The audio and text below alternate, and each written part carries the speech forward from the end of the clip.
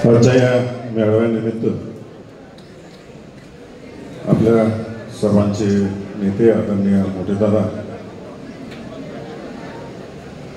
जिल्हा राष्ट्रवादी काँग्रेस पक्षाचे अध्यक्ष बळीराम काका,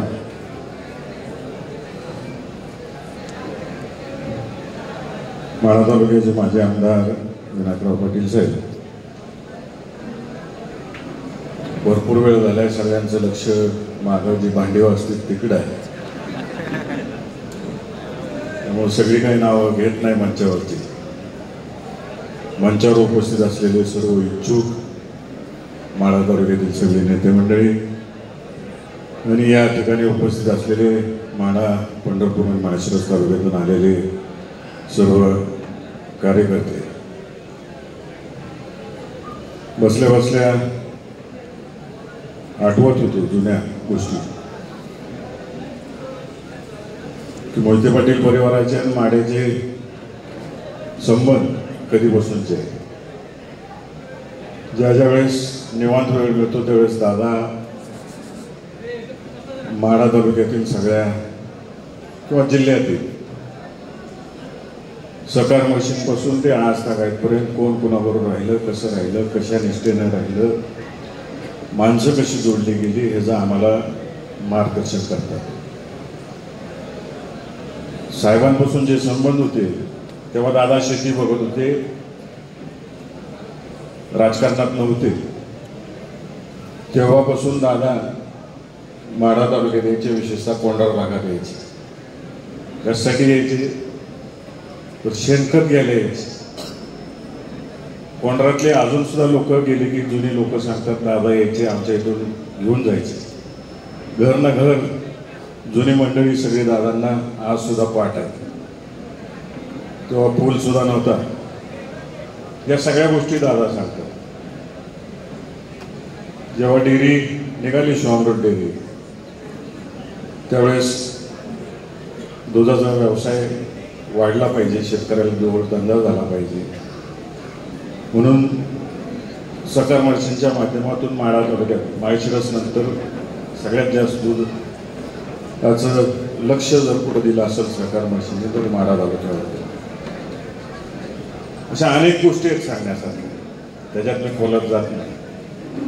आज सगळी या ठिकाणी वेगळ्या विचाराने आलाय. तत्पूर्वी मी आपल्या सर्वांचे या ठिकाणी आभार व्यक्त करायचे आहेत मला की तुम्ही सगळ्यांनी मला 1,24,000 मतांनी निवडून दिलं. दुसऱ्या तुत्तरेने घोळ केला, 58,000 मतं खाल्ली, नाहीतर आपण जवळजवळ 2.25 लाखाच्या लीडर निवडून आलो असतो. त्याबद्दल मी माढा, पंढरपूर आणि माळशिरस तालुक्यातल्या सर्व कार्यकर्त्यांचे या ठिकाणी आभार मानतो. भाऊ मगाशी बोलले, भाऊ कापसे, लीड कमी झालं माळशिरस तालुक्यात. माळशिरस तालुक्यात लीड कधीच कमी झालं नाही. या इलेक्शनला आदरणीय मोठेदादा जेव्हा उभे होते आणि लाट मोदींची होती पहिली, त्यावेळेस दादांचं लीड 55,000 आहे आणि पप्पांना अपक्ष उभे होते. टोटल 25 पडली, त्यातली 12,000 मतं माळशिरस तालुक्यातली. त्यामुळे आमचं लीड काय कमी झालेलं नाही. जी मानणारी माणसं आहेत ती आहेतच. आणि माढा लोकसभा मतदारसंघामध्ये माळशिरस तालुका हा कायम निर्णायक भूमिकेत राहिलेला आहे. ज्यावेळेसपासून निर्मिती झालेली आहे त्यावेळेसपासून, त्याच्यापूर्वी पंढरपूर लोकसभा मतदारसंघ होता त्यावेळेस सुद्धा निर्णायक भूमिकेत राहिलेला आहे. पूर्वी आठवले साहेबांनी नेतृत्व केलं, नंतर पवार साहेबांनी केलं, दादांनी केलं. खासदार आणि आमदारांची कामं काय असते? सर्वसामान्य जनतेचे प्रश्न सोडवणे हे प्राथमिक कर्तव्य खासदार आमदाराचं असतं. मग ते रस्ते असेल, लाईट असेल, पाणी असेल, इरिगेशनची कामं असतील, तरुणांच्या हाताला रोजगार मिळवून द्यायची कामं असेल, ही कामं प्रामुख्याने खासदार आमदारांची. परंतु अलीकडे आपण महाराष्ट्र चित्र पाहतोय की स्वतःच्या व्यवसायामध्ये जनतेला अडकवून ठेवायचं कुठं विरोधात चाललं तर त्याच्यातून पिळवणूक करायची.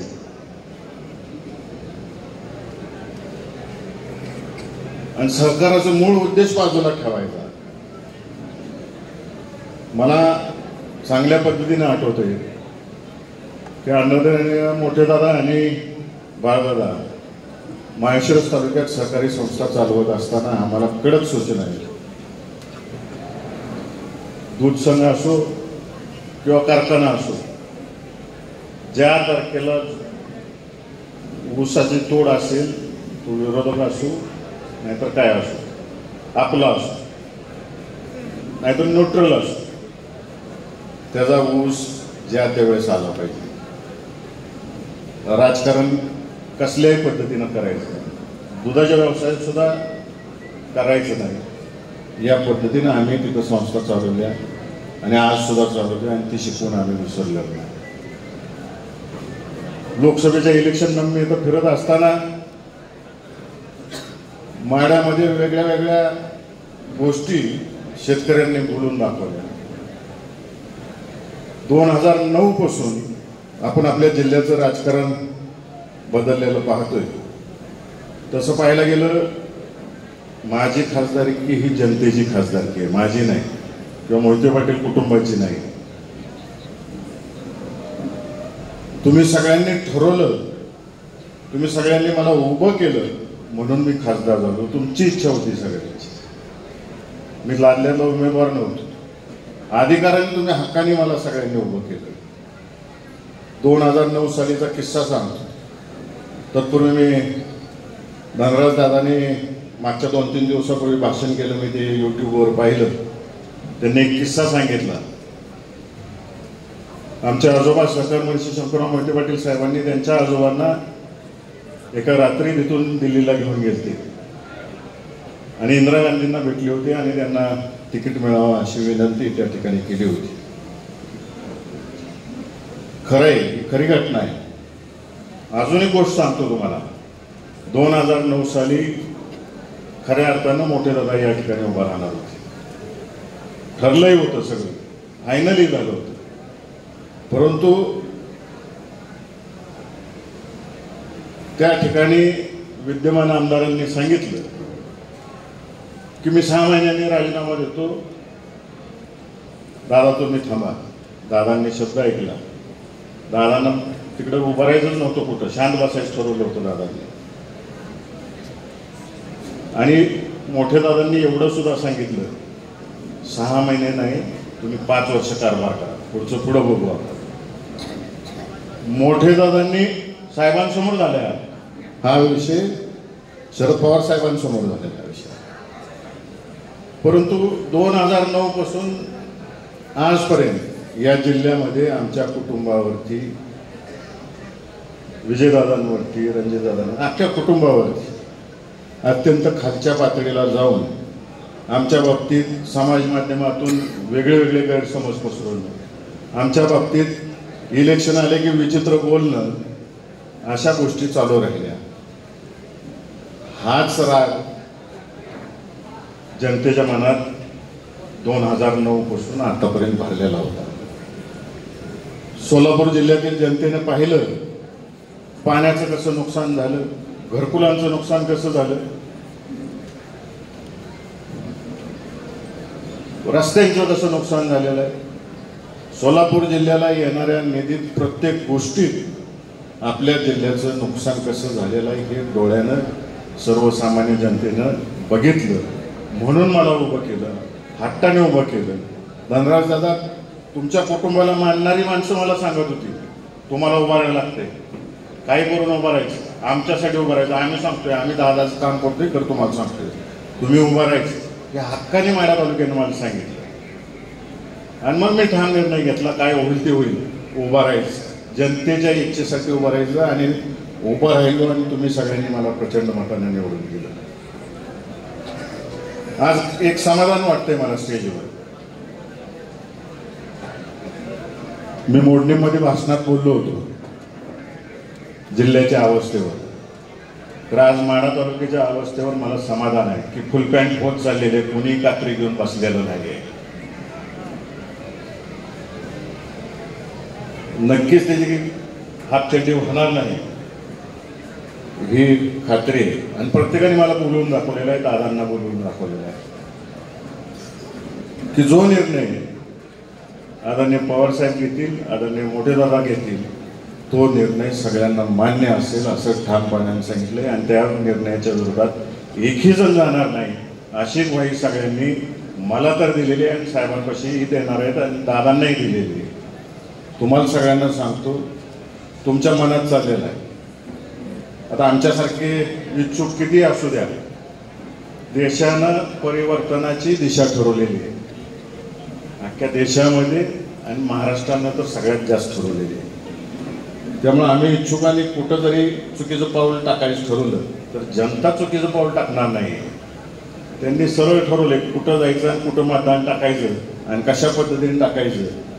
त्यामुळं जनतेच्या मनात काय चाललंय ह्याची जाणीव आम्ही सगळ्यांनी ठेवली पाहिजे आणि त्या पद्धतीनं निर्णय घेतला पाहिजे. मी तुम्हाला सगळ्यांना 100% खात्री देतो, इच्छुकांनाही देतो आणि या ठिकाणी जमलेल्या सर्व कार्यकर्त्यांना 1 तारखेपर्यंत महाविकास आघाडीचं जागा वाटप पूर्ण होईल. आणि जसं जागा वाटप पूर्ण होईल तसं मी आदरणीय पवारसाहेबांची वेळ घेतो. आदरणीय पवारसाहेब, आदरणीय दादा या दोघांच्या उपस्थितीमध्ये सगळे इच्छुक आपण जायचं, साहेब बोलवतील तिथं आणि तिथं निर्णय करूनच उठायचा आणि माघारी यायचा आणि तो उमेदवार माळा, पंढरपूर आणि माळशिरस तालुक्याच्या जनतेला सांगायचं. आणि मला खात्री आहे की जनतेच्या मनात आदरणीय पवारसाहेब आणि मोठे दादा जो उमेदवार देतील एवढंच डोक्यात आहे, दुसरं काही डोक्यात नाही आहे. त्यामुळे आपण सगळ्यांनी नीट वागलं पाहिजे आणि जनतेच्या इच्छेला कुठंतरी ठेच पोचलं असं कोणतंही काम आपण करता कामा नये. आणि मला खात्री आहे तसं कोणतीही गोष्ट मंचावर उपस्थित असलेल्या कुठल्याही नेते मंडळींकडून होणार नाही. अधिक काही बोलत नाही. संजय बाबांनी या ठिकाणी सगळ्यांनाच एकत्रित केलं त्याबद्दल त्यांना आभार मानतो आणि जनतेची समोर बसलेल्या कार्यकर्त्यांची माफी मागतो की मी तुमच्या सगळ्यांच्या आधी जेवलो. मला अकलूजला काही मान खटावमधनं लोक भेटत